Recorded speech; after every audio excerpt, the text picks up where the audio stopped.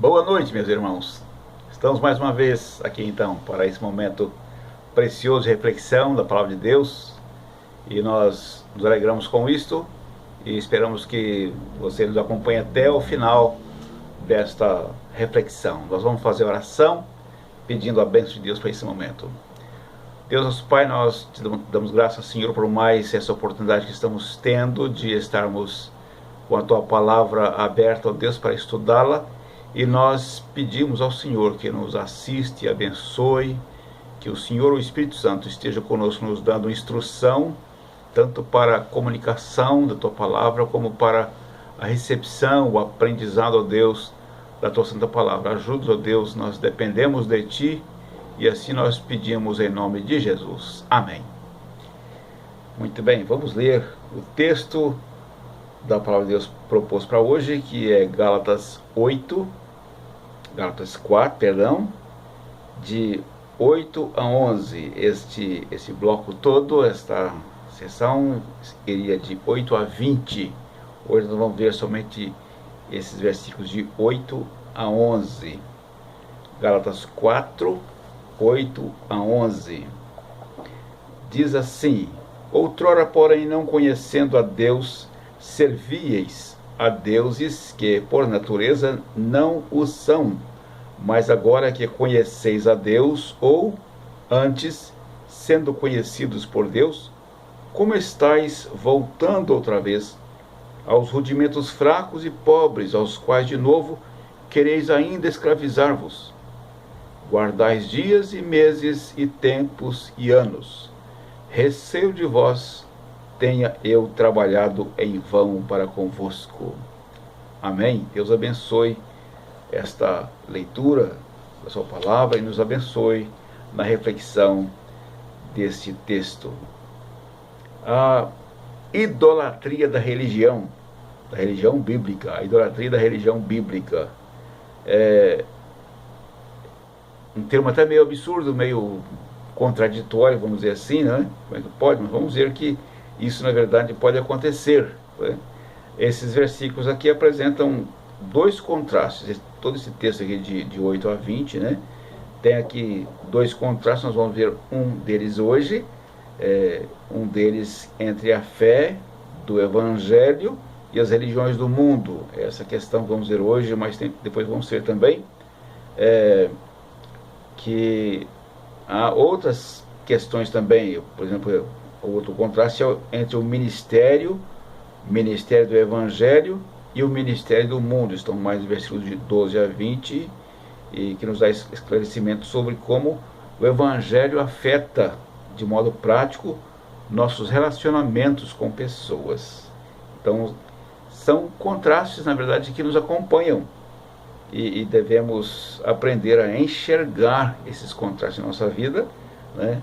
E que estão também ao nosso redor. Esse era o maior temor e perplexidade, vamos dizer assim, de Paulo, em ver os Gálatas fracassarem nesse sentido, de não notarem isto, essa dificuldade na vida deles. Então nós vamos ficar hoje com essa primeira parte, de 8 a 11, como nós já lemos, né? Esse texto, o apóstolo Paulo está dizendo sobre os irmãos Gálatas. Como sabemos, muitos deles, né, eram cristãos que vieram de religiões pagãs, né, já haviam adorado ídolos pagãos, né, e que, quando não eram cristãos, é claro, né? E a primeira impressão dessa leitura, o apóstolo Paulo está falando assim, tão bravo com esses irmãos, é de que eles estão retornando a essa religião pagã que eles estavam adorando, que eles haviam frequentado, né, antigamente, né? Mas na verdade não é bem assim. Por incrível que pareça, não é a essa religião que o apóstolo Paulo está dizendo para eles, né, advertindo eles, né, admirados, né, com esses irmãos. E ele diz aqui: mas agora vocês conhecem a Deus, ou antes, né, que vocês são conhecidos de Deus, como é que vocês estão voltando outra vez aos rudimentos fracos e pobres, aos quais de novo quereis ainda escravizar-vos? Olha só, já se nota aqui que não não se refere a esses ídolos pagãos que Paulo está dizendo, mas vamos ver que isto está se referindo a uma idolatria bíblica, né? Idolatria da religião bíblica, ou seja, que está na Bíblia, que eles estavam querendo submeter novamente, que Paulo está dizendo que vocês têm que sair daí, rejeitar de vez, sair dessa questão, né? Então, na verdade, todo o propósito da carta aos Gálatas, né, é uma advertência justamente contra o legalismo bíblico, né? É essa volta aqui que Paulo está se referindo, está preocupado com os irmãos. Esta submissão aos rudimentos do mundo, que você está dizendo aqui, né, os rudimentos do mundo, rudimentos que eles chamam de fracos e pobres, né, que os irmãos estão querendo voltar novamente lá, é isso que ele está dizendo aqui, né? Esses rudimentos aqui era um termo dado antigamente aos elementos básicos que compõem o mundo, nesse entendimento antigo, né, que era terra, ar, água e fogo, que eram reverenciados como divindades, né? Mas aqui Paulo deve estar se referindo aqui, esses rudimentos do mundo, fracos aqui, ao calendário sacro, né, da lei, com suas estações determinadas pelos corpos celestes, como está em Colossenses 2, 8, também de 20 a 22.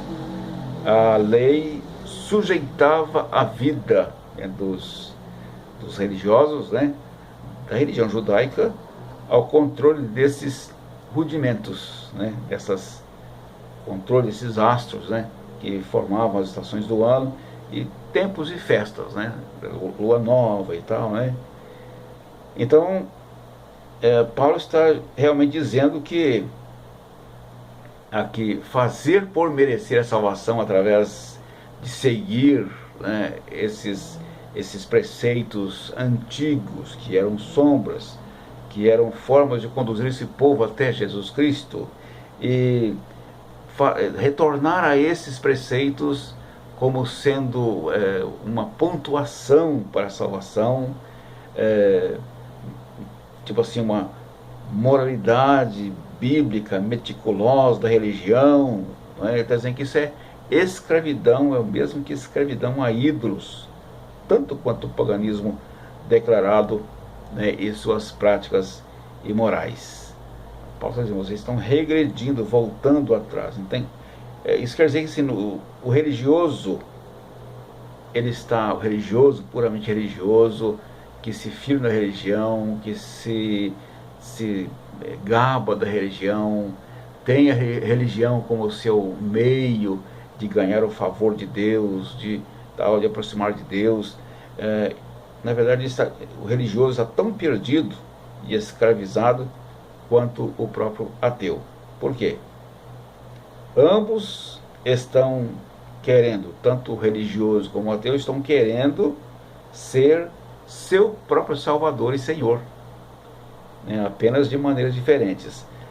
São os princípios do mundo, aqui que Paulo denomina de fraco, que são os escravizadores, né, desses religiosos aqui. Então ambos estão em oposição a Cristo. Cristo é a lei da liberdade, como Paulo está dizendo para esses irmãos aqui. Vocês foram chamados para a liberdade. Como vocês querem de novo submeter a esses rudimentos? É Cristo que é esta lei da liberdade, né? E o exemplo perfeito dessa questão é a história, a parábola que Jesus contou, né, em Lucas 15, sobre aqueles dois irmãos, né, o filho pródigo e o seu irmão mais velho. Nós conhecemos muito bem a história, né? Então tinha um filho mais velho que era muito correto, né, moralmente correto, ele não saiu de casa, ele não esbanjou. Teve o irmão mais novo que era um devasso, né, um rebelde, mas era um rebelde declarado. Os dois, na verdade, estavam querendo o quê? A fortuna, a herança do pai. Ninguém estava preocupado com o próprio pai. Um saiu de casa, foi esbanjar, foi gastar a sua riqueza, pegou a sua parte e foi gastar. Mas acontece no fim da história, esse que saiu voltou arrependido para a casa do pai. E quando ele foi recebido em casa, o irmão mais velho não quis entrar, ficou lá fora com raiva porque o outro tinha voltado. Então, os dois estavam distantes do pai. Um sabia, o outro não sabia. Então essa é a grande questão, né, da religião, uma falsa impressão de que está próximo de Deus, mas na verdade o religioso ele está simplesmente interessado em si mesmo, ele mesmo é o seu Senhor, ele mesmo se passa como seu Salvador, né, porque ele está cavando, está lutando por sua própria salvação, né? Então esse é o grande exemplo, a história que Jesus contou aqui para nos fazer entender, ajudar a entender essa grande questão.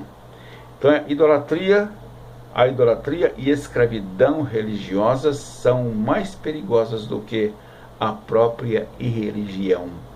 Alguém sem religião sabe que está distante de Deus, enquanto o religioso não sabe. Olhando de novo para essa questão dos dois filhos lá, né? Esse era o problema dos Gálatas, justamente, em guardar dias, meses e anos, como está no versículo 10 aqui, né? Observando religiosamente todas as cerimônias e festividades do Velho Testamento, ou seja, voltando à antiga escravidão, né? A antiga escravidão. Agora tem uma questão interessante também aqui, a certeza de ser conhecido por Deus, né? Versículo 9 está dizendo assim: mas agora que conheceis a Deus, ou antes, sendo conhecidos por Deus, como estáis voltando outra vez para os rudimentos fracos e pobres, aos quais de novo quereis ainda escravizar-vos. Paulo parece que dá tipo assim uma corrigida na questão, né? Vocês agora conhecem a Deus. Não, peraí. Melhor ainda, vocês são conhecidos de Deus. Deus agora conhece vocês. Então, como vocês podem voltar para os ídolos? Posso dizer mais ou menos assim: como vocês podem voltar para os ídolos se já conhecem a Deus? E mais importante que isso, são conhecidos por Ele.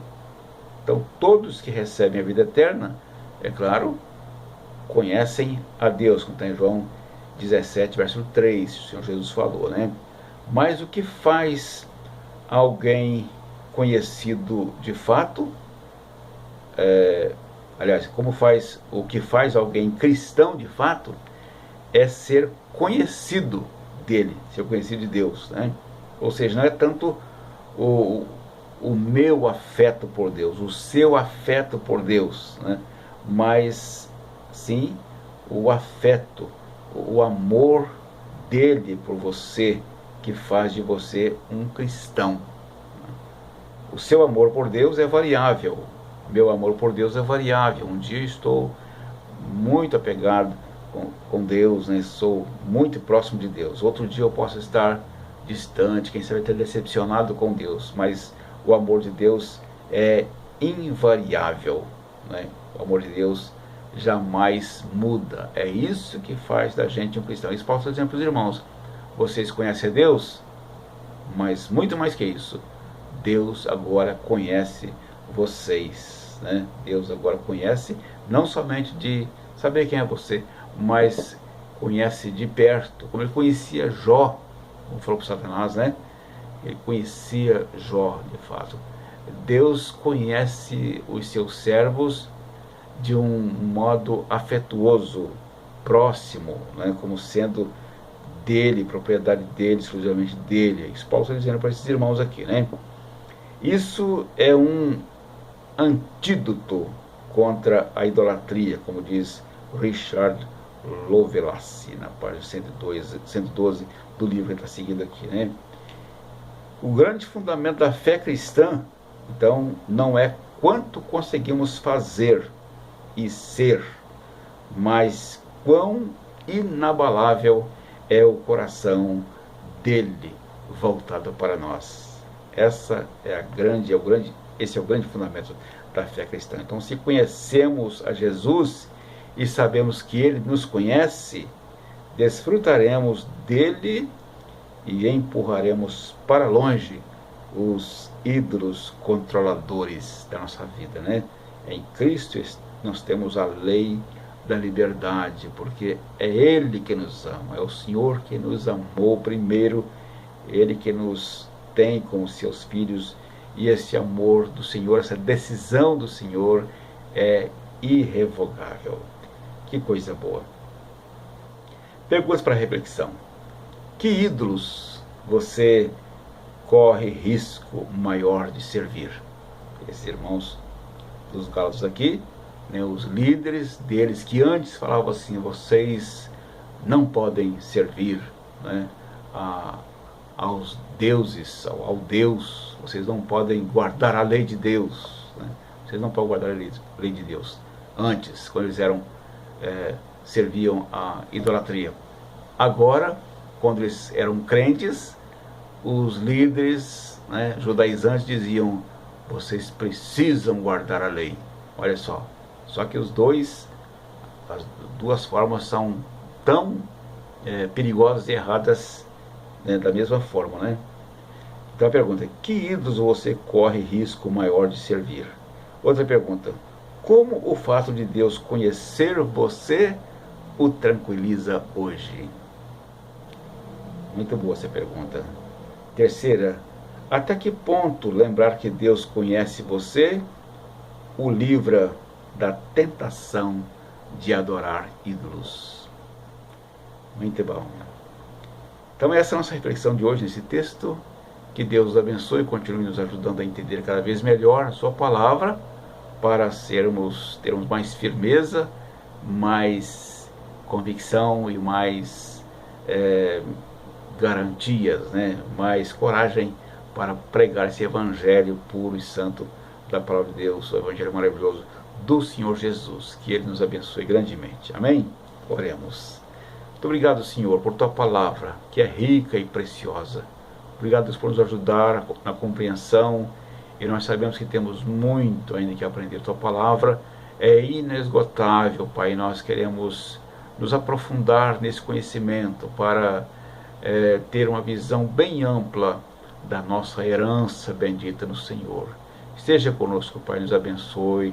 Nós oramos assim em nome de Jesus. Amém.